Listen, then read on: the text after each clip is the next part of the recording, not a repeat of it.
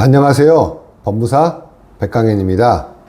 이번 영상은 형사소송법을 처음 공부하신 분들 위해서 진술서, 진술조서, 피의자 신문조서가 무엇인지 한번 알려드리려고 영상을 촬영하게 되었습니다. 공무원 시험을 준비하는 사람들, 법무사 시험을 준비하는 사람들 중에 형사소송법을 처음 공부하신 분들은 이 서류 세 가지가 무엇인지 헷갈려 하실 겁니다. 그래서 그분들이 빨리 이해할 수 있도록, 특히 공무원 시험을 준비하신 분들한테 조금이라도 도움이 되고자 이번 영상을 촬영하게 되었습니다. 자, 그럼 지금부터 진술서, 진술조서, 피의자 신문조서, 그 다음에 추가로 진술녹지서가 무엇인지 간단하게 설명드리도록 하겠습니다. 첫 번째, 진술서입니다. 진술서는 말 그대로 대상자가 직접 작성하는 겁니다. 폭행 사건 같은 경우 피의자가 됐거나 피해자가 됐거나 아니면 목격자, 참고인이 됐거나 이런 걸 쓰는 겁니다. 이런 문구들은 직접 본인이 작성하는 겁니다. 말 그대로 제가 피해자면 피해자가 직접 이름, 주민등록번호, 주소 이런 걸 작성하고 여기 아래에 저는 2025년 1월 12일 30일 노량진 어디서 가해자 아니면 또 피의자로부터 폭행을 어디를 폭행당했다 말 그대로 뺨 얼굴을 폭행당했다 아니면 얼굴을 폭행당했습니다. 피의자가 아니면 가해자가 손바닥으로 저의 왼쪽 뺨 부위를 1회 때렸습니다. 이런 식으로. 그래서 저는 얼굴을 맞고 쓰러져 119 구급차를 타고 병원으로 가서 병원으로 후송되어서 치료를 받고 있습니다. 이런 식으로 쓰는 겁니다. 그래서 간단하게 내가 알고 있는 내용을 다 쓰고 마지막에 날짜 그리고 진술이 누구누구 이렇게 쓰는 겁니다. 이런 진술서를 어디서 쓰느냐? 집에서 쓰거나 사무실에 쓰거나 아니면 병원에서 쓰는 경우에는 이렇게 쓰고, 반대로 파출소나 아니면 수사관들이 병원으로 와서 쓰라고 했을 때 말 그대로 수사기관의 관여 아래 작성했을 때는 이 진술서만 쓰는 게 아니라 이 진술서 뒤에 수사과정 확인서라는 것도 첨부해야 됩니다. 그게 첨부되어 있지 않으면 절차 위반이거든요. 그래서 수사과정 확인서까지 작성한 게 됩니다. 만약에 제가 집에서 또는 이렇게 사무실에서 아니면 병원에서 내 혼자 수사기관의 관여 아래 내가 스스로 작성했다라면 수사과정 확인서가 없이 이 양식 그대로만 작성하고 끝나게 되는 겁니다. 그걸 진술서라고 하는 겁니다. 이번에는 진술조서입니다. 진술조서는 말하는 사람이 직접 작성한 게 아니라 수사기관에서 작성하는 겁니다. 제가 만약에로 피해를 당했다. 수사기관에서 피해자 나오세요. 그럴 경우에 제가 경찰서에 출석한단 말이죠. 그럴 때는 이렇게 작성하는 겁니다. 이름 쓰고 직업 쓰고 주민번호 쓰고 주소 이렇게 작성을 다 하고, 피의자 김말동에 대한 폭행사건 관련해서 이미 출석했다. 그리고 김말동 아무런 관계가 없다. 예를 들어서 이제 중요 참고인이라든지 또는 성폭력 피해자 같은 경우는 그 특별법에 의해서 인적사항을 가릴 수 있게 되어 있습니다. 그래서 가명으로 쓰게 되는 부분이죠. 이 부분은. 그리고 저는 피해자이기 때문에 피해자. 또 참고인으로, 목격했으면 참고인으로 했을 때 참고인. 그래서 문답. 이때 사법경찰관리는 진술이 누구를 상대로 문답하다. 맞는가요? 폭행한 사실이 있는가요? 언제 어디서인가요? 그래서 폭행을 당한 이후에 어떻게 됐나요?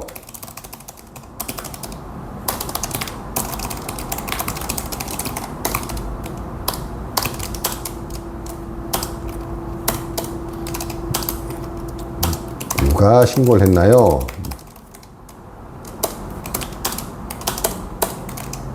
만약에 이게 제가 피해자라는 경우에는 목격자가 있는가요?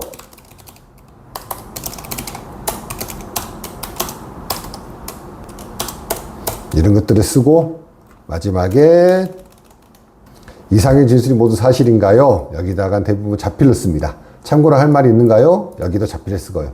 여기는 우선 표시했지만 여기 마지막에는 지장을 찍어서 더 이상 추가할 내용이 없고 추가하지 않았다는 걸 확인하기 위해서 작성합니다. 그리고 중요한 거, 꼭 중요한 거, 제일 중요한 거, 여기에 열람을 해줘야 돼요. 열람을 시켜주고 진술자가 이름 쓰고 지장 찍고 그리고 날짜 쓰고 이걸 조사했던 담당자 누구인지 경위 홍길동 경사 임꺽정 이렇게 쓰기도 합니다.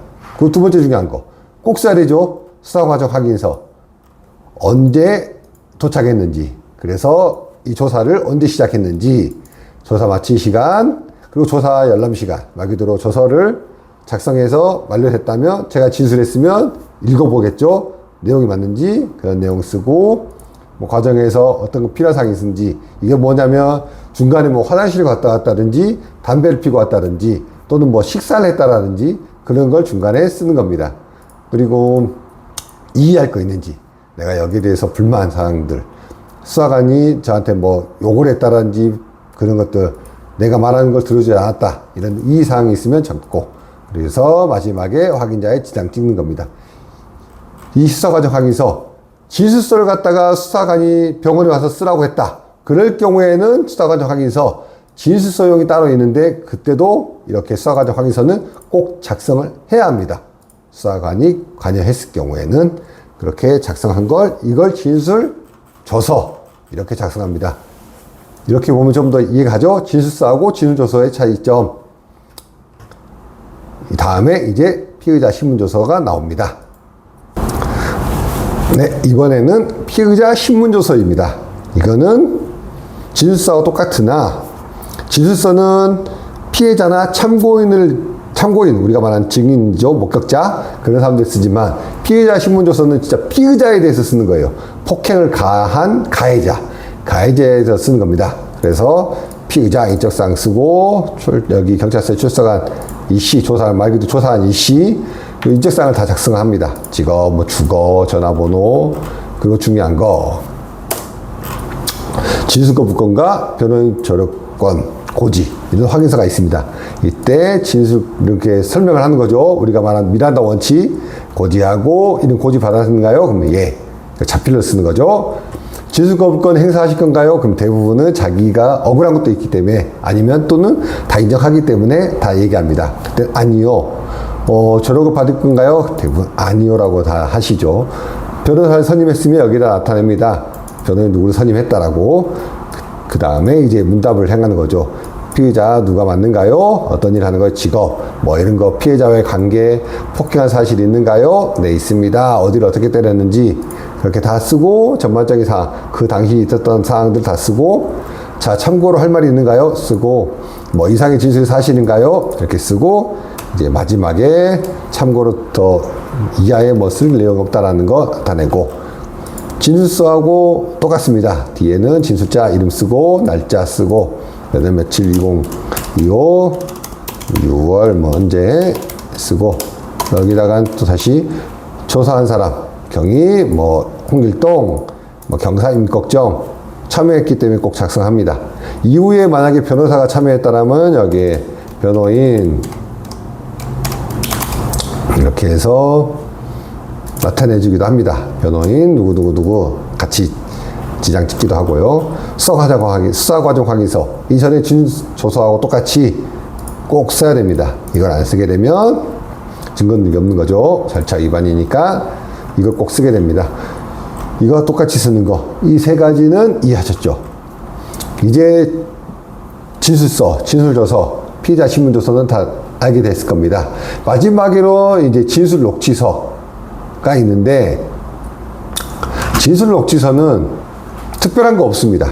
우리가 기본적인 진술 녹취서는 법정에서 증언했을 경우에는 녹취를 하거든요. 그걸 서류로 만든 거, 그걸 진술 녹취서라고 그러고, 수사기관에서 쓰는 거는 대부분 13세 미만에 있는 아동들에 대해서 뭐 성폭력 아니면 아동학대 이런 걸 할 때는 아까 방금처럼 문답을 쓰는 게 아니라 조사관이 피해자하고 대화를 해요.